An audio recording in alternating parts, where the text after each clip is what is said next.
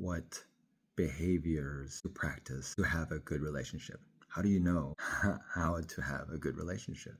If you don't have role models growing up to show you what a healthy relationship looks like, how can you have one? How can you have discernment? I want to say I've had the privilege of having been in a situation in which I only had one parent, my mother, for a period of time. But before that, two parents, and then no parent, and then two parents. But there's a lot of you guys out there who have only had one parent growing up. And so how do you know that you're acting in a way that produces a healthy relationship, that manifests a healthy relationship? You've got to, I don't like to say that, but you've got to lean on the fact that you don't have the experience, the tools to have a healthy relationship. So my advice is to research what having a good relationship is all about. And it starts from within you. You can't run when issues arise. You have to sit in the uncomfortability of having arguments, resistance, disagreements with the person that you're with, and come to a compromise. And compromise, people think, as coming together in, one person giving in. But actually, no, a compromise is actually coming up with a new solution that you both agree with. That's what a compromise is.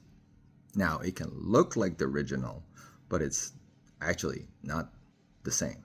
I'll offer that. Of course, that may be a little bit of generalization of what that means, but it's a good starting point. If the person, let me put it from a positive perspective. In a healthy relationship, you're focused as a team. You're focused on being a team. You look at your relationship as you being one, and one has to lead more than the other. That way there's no friction. One must trust the other in order for you to move forward. Imagine if a team is always at conflict. If there's a disagreement, if there's no quarterback, it would be chaos. So there's got to be a captain, and there's got to be a willing participant, team player, partner who's trusting the person in charge to lead the way. But you have to come to first an agreement of where you're going. In a healthy relationship, you're both agreeing to the same outcome, the same direction and the same outcome. And you check in with each other on a regular basis. Can I be a supportive team member?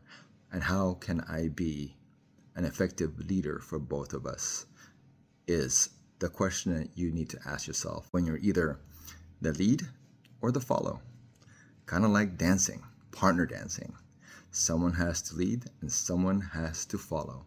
And the follow has to surrender and trust that the lead has it together. But they may not always have it together. But that's the thing in relationship, is that the lead gets energized by the partner, by the follow. By the follow doing their part in supporting the lead. Because again, it is for the same common cause, for the same common outcome, the same common goal. Therefore, there is power in both of you working together in tandem. And so any disagreements must be addressed. And you both need to come to a conclusion of what is the outcome that you both want in whatever it is that you are trying to achieve. And that's paramount, because we're all going to have our feelings hurt because we're not being heard, or we don't feel like we're being heard. But that's okay, as long as you take the time on a regular basis to check in with each other and to ask how the other one feels about the direction, or how they're feeling, like a state of the union. What's your pulse? How are you feeling at the moment? What is going through your mind? What are you not in alignment with? And how can we get you into alignment? Or how can I maneuver for the both of us so that you're in alignment? You just have to work like a team in every step of the way. You got to check in with each other. And at the end of the day, it's you guys versus them. And that's what makes the bond even stronger, when you can come together and achieve the goals you both desire together and not separately. Like, why are you in a relationship if you're both going in separate directions? Of course, there are things that you're going to pursue that the other person isn't necessarily interested in. That's a given. We all have our individualities. But for a long-term relationship to exist, you both must have a common goal. You both must have a common project that you're working on. That's the key ingredient to a long-term relationship, is having something that you're both trying to achieve. If you're just together for the sake of, hey, you great sex, or there's a chemistry there, it's not going to last, because when things start to fall apart, you don't have anything to hold you together. When you have resistance, you have nothing to hold you together. When you have disagreements, you have nothing to hold you together. So chemistry only gets you so far. It's about the long-term vision. Are you both looking outwardly in the same direction?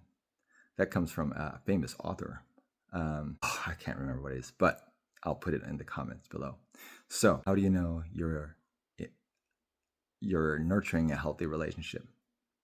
You look for cooperation. You look for collaboration. You don't look as an individual in a relationship. You look at being in that relationship like a team. What are you contributing to the team? And remember this, 2 is better than 1. And it's not 1 + 1 = 2. It's you're leveraging your powers. So it's 10x, just to give a number. It's exponentially more. You can achieve more when you have someone in your team. It's important to work together, because you can also just as much create resistance and hold yourself back if you're in a disagreement. If you're not going the same direction, then you can betcha that this is not a long-term relationship. This is a temporary. This could possibly be a situationship, because once you understand that this person, once you know that this person has all the qualities and traits that you want in a partner, the next is, are they going in the same direction as you in life? And that's what will keep this relationship moving forward. That's the key ingredient to a long-term relationship. So that's just the message that I've been called to speak about this morning. And I hope this resonates with you. I love you. Remember, you are cherished, loved, adored, and created in God's image. Therefore, you are powerful. There's more to this. I'm just sharing what's coming through to me, because I feel like there's a lot of us out there who have had only one parent growing up.